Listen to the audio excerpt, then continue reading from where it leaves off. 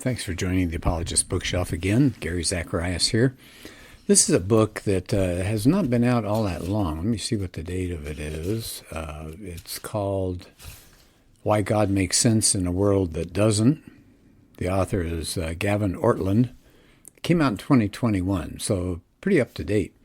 And the subtitle is The Beauty of Christian Theism. And so he takes on, once again, that difficult topic, but how do you explain the idea of God? How can you make sense out of that? And he has a quote at the beginning here that says, the first thing that must strike a non-Christian about the Christian's faith is that it obviously presumes far too much. It's too good to be true. Isn't that interesting? It's too good to be true. I always thought that's a really effective way to talk to somebody who's not a Christian, to say, well, let's do this. Let's make this a two-parter. First part is, let's look at what Christianity promises. And then we talk about the things that come about, like meaning and forgiveness and things like that. And if those are all good things that people want in their lives, then the question is, can Christianity deliver on that? Is it real? Is it true? So that's pretty much what he's doing in this book here. And so it's got sections here. One's called The Cause of the World, why something is more plausible than nothing. And then the second chapter is the one I wanted to look at. It's called The Meaning of the World, why things like math, music, and love make more sense if there is a God. And the third section is The Conflict of the World, why good and evil shape the plot of every story you've ever heard. And then the last one, The Hope of the World, why Easter means happiness beyond your wildest dreams. So this author, I think, does such an excellent job, and a lot of people are commenting on it favorably. Here's a man who's a seminary professor. In a few short years, Ortlund has become one of the world's leading Christian scholars. Writing from the heart, he shows us the imminent plausibility of the existence of God and of the resurrection of Jesus. Here's a professor from Houston Baptist University. This is the ideal book to give thoughtful unbelievers, and one that believers will find most useful as a model for intelligent evangelism in the 21st century. And so if we all want to defend the coherence and the beauty and the power of the Christian story, this is a good book to take a look at. Oh, I forgot one more, Paul Copan. I like Paul. We've talked to him. He's been involved with our church in the past. A marvelous, engaging book that defends the coherence, beauty, and power of the Christian story. So I hope you consider this book. I'll just tell you this. Part of it is a little bit more difficult than maybe your typical apologetics book, but it's well worth it. Gavin Ortlund is a scholar. He's a pastor. He's a writer. It says on the back he was a senior pastor at a church in Ojai, California, but now I looked him up. He now leads something called Truth Unites. So if you want to check out Gavin Ortlund. Like I said, I want to take a look at Chapter 2, The Meaning of the World, why things like math, music, and love make more sense if there is a God. And there's so much here, I may break this into 2 podcasts because there's a lot of material. And he brings up something at the very beginning that I talk about in some of my talks, and that is the idea that there is a transcendent meaning behind the universe. And he said, what does he mean by transcendent? Something external to the physical world, by which it's ordered and from which it receives significance and value and purpose. So it says transcendent meaning is what a book has because there's an author. So I think that's an interesting way to put it. I do a talk on artificial intelligence, and I bring up the idea that we've lost in our society, and frankly, I think around the world, but we've lost here in the U.S., a belief in the transcendent, that there's something beyond this material universe that gives it meaning, that gives it significance, and gives us meaning, gives us significance. And as we've lost that, it's really degraded our society. We have loneliness and despair and all sorts of things. All right, so that's what his opening point is, that there's something transcendent. He believes that if we embrace that it brings beauty and brings meaning to our lives. Now, he talks first about design in the universe, and I think I'll go beyond that because I've done that before several times in different podcasts. And I like it because he has actually quotes here from people like Paul Davies. He's an agnostic, and he's a physicist. And he said, I belong to the group of scientists who do not subscribe to a conventional religion, but nevertheless deny that the universe is a purposeless accident. Through my scientific work, I've come to believe more and more strongly that the physical universe is put together with an ingenuity so astonishing that I cannot accept it merely as brute fact. There must, it seems to me, be a deeper level of explanation. Whether one wishes to call that deeper level God is a matter of taste and definition. And then another place, Davy says, there is for me powerful evidence that there is something going on behind it all. The impression of design is overwhelming. All right, so I'll just leave it alone at that. But a lot dealing there with just the beauty of the design, everything from our bodies, what's going on inside of us with our little molecular machines and all the things the cell is doing all the time, out to the edge of the universe and how things have to be just right for life to be here. Okay, he even discusses the multiverse, which I've done elsewhere, and so I will skip over that. But let me pick up with the second part of his argument, is the argument from math. And somebody said, he has a math text author, Davis, who says, if you do math every day, it seems the most natural thing in the world. If you stop to think about what you're doing and what it means, it seems one of the most mysterious. Isn't that interesting? So there seems to be something, and he mentions Tom Nagel, who says there seems to be something not only in the physical world, but there's a mental reality that we all experience from the inside. And so the author here, Ortlund, is saying that for a lot of people, there are two kinds of things. There are mental things and material things. He said philosophers say that as well. And so that makes you wonder, doesn't it? If the physical universe is all there is, why should there be these two realms? Why do mental things exist? Why isn't everything just material? That's an interesting way to put it, huh? It says that would include things like what's in this mental world, what's in this mental thought, things like math, numbers, sets, functions, logical laws. I mean, so all of these things we believe really exist, but where do they exist? Well, they don't exist in this physical world. You can't pick up a pound of logical law, can you? So he says, let's look at math.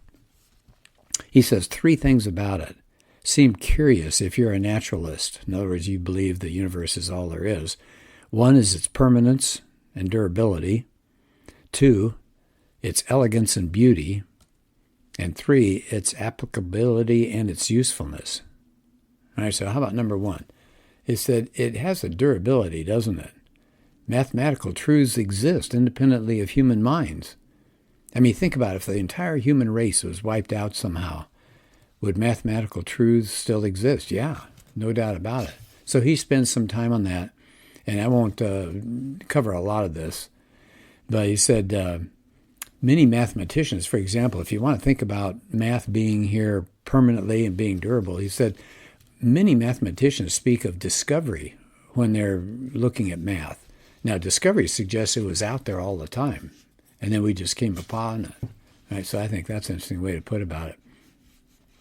He said, if you're doing math, that's different than like discovering things out in the world, like some of the early discoverers did as they went around the world. He said he likes to use this thought experiment to think about durability of math. If the entire space-time universe were to collapse into non-being, would it still be the case that 2 + 3 = 5? Well, yeah, what else could it be? But then he says, you notice that means the truth of 2 + 3 = 5 is somehow independent of physical reality. So, he says, if physical reality is all that there is, where do we get this durability? Yeah, that's a good point. He says it's awfully hard to figure out why a finite space-time universe that's constantly in flux, things are going on out there, how does it produce a mental realm characterized by eternal necessary truths? Where'd that realm come from? How does this temporal world, this universe, produce the permanent? Okay, so I think that's a good point. So that's the first feature. The math is permanent, seems to be durable. And then he gets to the second one, which I think is fascinating because I'm not a mathematician, and it kind of gives me the creeps to think about doing a lot of mathematics. I did okay with it in high school, and then college got a little tougher, and now I'm so glad I'm not a mathematician. But it's wonderful that we have them out there. All right, so it's amazing that there are math truths out there. They seem to be permanent. They seem to be durable. Here's the second point. There's an elegance involved. There's a beauty to it. Isn't that interesting? Said, what makes a mathematical formula beautiful? So, well, mathematicians speak of it as beautiful when they're dealing with equations and all, a formula, when they're unusually simple, or maybe they're orderly, or maybe they have a surprising wide range of applicability, like the Pythagorean theorem. So he said you can find it all over the place, mathematicians who talk about encountering beauty when they discover math. And he gives an example. There's a book, I guess it was a movie as well, I didn't see it. It's called A Beautiful Mind. It's the story of the math genius John Nash. Said a fellow student was entranced with one of Nash's ideas, not because it had an application, but because it was elegant. And here's a quote, and this is from the book. The mathematics was so beautiful, it was so right mathematically. Yeah. Okay, so I think that's interesting. Why should it be so? Why is math exciting? And he says he thinks it's a point of contact with something, capital S, beyond nature. And so that's the second point, right? So math is permanent, it's durable, it seems to outlast us.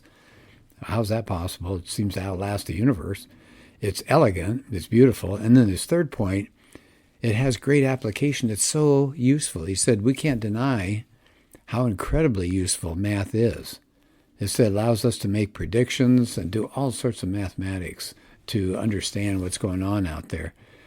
In fact, some people say it's a miracle. Einstein delivered a lecture. He said, an enigma presents itself, which in all ages has agitated inquiring minds.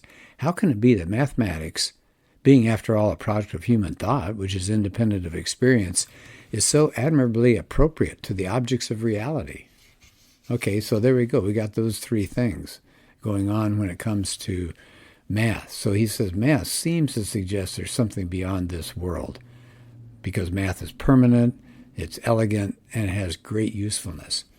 Now, I don't know if that sways anybody out there, and so that's the point of this book, is he gives you, he piles up all sorts of evidence for the possibility of a spiritual realm, a God realm beyond this world. So that's his first point in this chapter.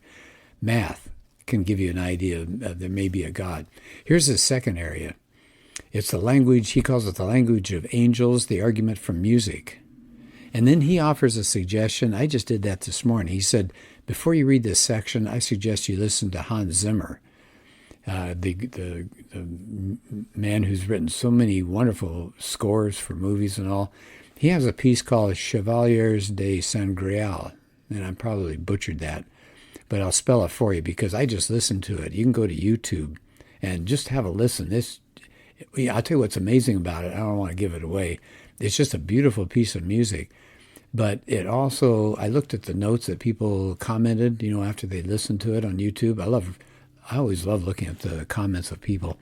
Over and over, people talked about it bringing tears to their eyes, to stirring them on the inside and bringing something that touched their souls. So again, it's called Chevalier. So Chevaliers,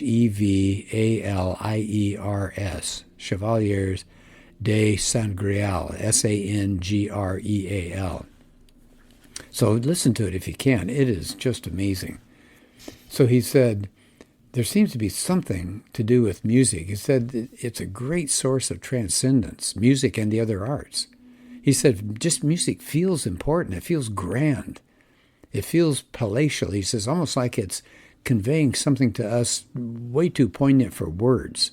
It's a haunting beauty from another world, and you'll see that if you look at the comments of people that listen to Hans Zimmer's Chevalier. He said for some, he said music points to God himself. He said it comes up pretty often on the existence of God. And he said you actually hear atheists treating arguments from music more seriously than other arguments. That's interesting. Here's one that says in a debate with a man named Jerry Walls, who's a theist, an atheist said this. He said, sometimes listening to Cat Stevens, right? So that's my time period, Cat Stevens. I don't know if you've listened to any of his stuff. So this atheist in a debate said he listened to Cat Stevens' song "Morning Has Broken" and said his deep agnosticism became a lot less certain. All right, so it said Steve Jobs listened to Yo-Yo Ma play Bach on an old Stradivarius, said he teared up and he told him, "Your playing is the best argument I've ever heard for the existence of God, because I don't really believe a human alone can do this." And then how about Leonard Bernstein, the great conductor? So he loved Beethoven. And he said, this is part of his comment about Beethoven, "Our boy has the real goods," talking about Beethoven, "the stuff from heaven, the power to make you feel at the finish something is right in the world. There's something that checks throughout, that follows its own law consistently, something we can trust that will never let us down." And somebody said, "But that's almost the definition of God." And Bernstein said, "I meant it to be." All right, then there's Rebecca McLaughlin. I've read her material. She told of an Iranian science professor and a musician. He became a Christian. And how did he become a Christian? Through Johann Sebastian Bach. So he listened to that, and he became convinced by listening that there's a Christian fabric underneath Bach's works. And when he went into church then, a few years later, he sensed that same reality. There's a philosopher, Peter Kreeft, and maybe you've heard of him, Kreeft. He gives an argument for God's existence from Bach. Here's what he said: "There is the music of Johann Sebastian Bach, therefore there must be a God. You either see this or you don't." Now, he may be kind of toying around with that, but I like that idea. They said, if you just think of naturalism, that the universe is all there is, then the power of music is just part of evolutionary history. It just affects the same part of our brain like sex and food.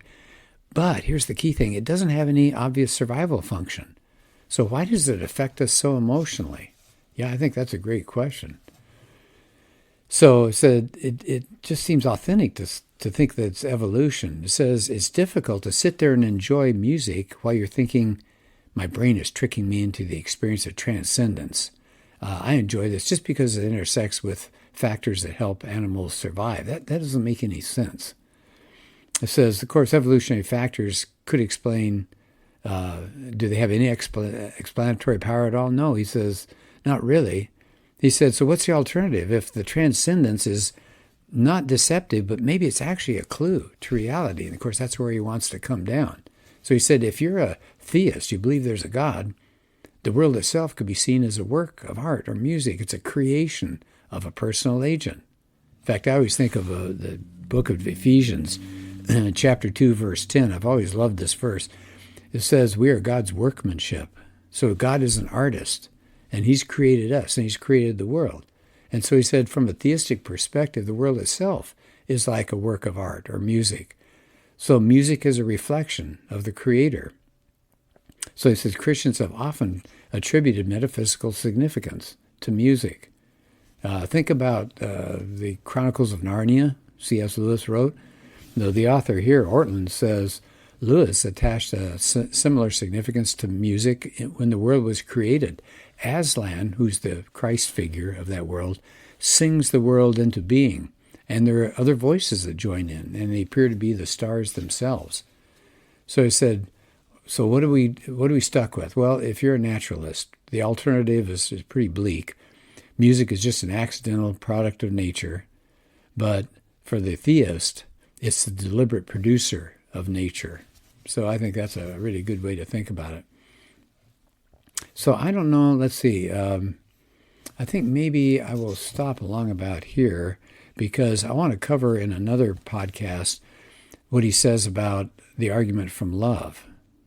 So I think that's interesting. Maybe I'll end here then. There are a couple other comments talking about C.S. Lewis again, and he talked about the longing. Said if you believe in a world beyond nature, this is Ortland now, if you believe in a world beyond nature with a possibility of heaven, music could not be just, it's not a trick that evolution has given us. It could be the way that we could experience a connection to this realm, to God's realm. He said, Think of it this way. A musical piece, it stirs our hearts. And what does it do? It suggests that maybe, if there's a God, that this is what will one day happen to the whole world. So he says, for a naturalistic view, music's like an opiate for a dying man. It's pleasant. It distracts us from reality. Music is pleasant. It's beautiful, but reality is chaotic and dark.